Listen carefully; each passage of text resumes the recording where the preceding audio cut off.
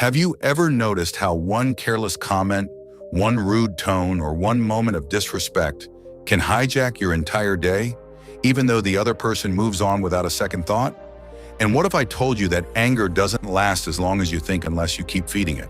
Because according to both neuroscience and Stoic philosophy, the initial surge of anger in your body lasts about 90 seconds. And everything after that is not the event, not the person, but a decision you're making inside your own mind. A decision to replay, rehearse, and relive the moment again and again until a spark becomes a wildfire. And this is where most people lose their power without realizing it, because they believe anger is automatic, that being offended is a reflex. But the Stoics understood something most people never learn, that between what happens and how you respond, there is a space. And inside that space lives your freedom, your peace, and your strength. Because anger itself is not the enemy. It's just a signal, a biological alarm system reacting to a perceived threat.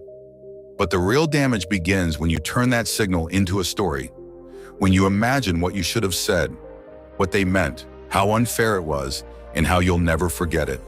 And by doing that, you're not hurting them. You're hurting yourself, like being stung by a bee and then choosing to sting yourself for hours. And the Stoics taught that the remedy is not suppression or pretending you don't feel anything, but delay, a pause, a single breath that allows the heat to fade and clarity to return. Because when you pause, you start to see the difference between the raw event and the meaning you were about to attach to it. And most of the time, that meaning is rooted not in the present moment, but in old wounds, old beliefs, and old stories you never fully examined, which is why some comments barely register while others cut so deeply. It's not because the other person is powerful, it's because they touched something unhealed inside you. And that realization is not an accusation. It's an invitation, because if the pain belongs to you, then so does the power to heal it, to understand it, and to outgrow it.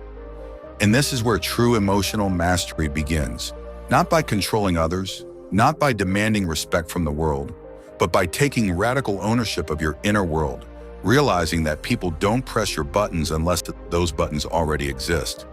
And once you become aware of them, they lose their ability to control you. Because awareness creates distance, and distance gives you choice. And choice is power, real power, the kind that doesn't need to shout or prove itself. The kind that can sit in discomfort without being ruled by it, because anger often feels strong on the surface. But underneath, it's usually guarding something softer: fear, insecurity, rejection, or pain. And when you're brave enough to look beneath the mask instead of acting it out, anger stops being your master and becomes your teacher, showing you exactly where to grow. And the more you practice this pause, this observation, this refusal to react instantly, the quieter the noise becomes, until one day you realize that the things that once controlled you no longer have access to your peace. Not because the world changed, but because you did. And if this message resonates with you, if you're ready to stop being triggered and start becoming unshakable, then make sure to like this video, because it helps this message reach more people who need it. Subscribe to the channel for more powerful Stoic insights that strengthen your mind and your life. And comment below with one situation where you're choosing calm over reaction today.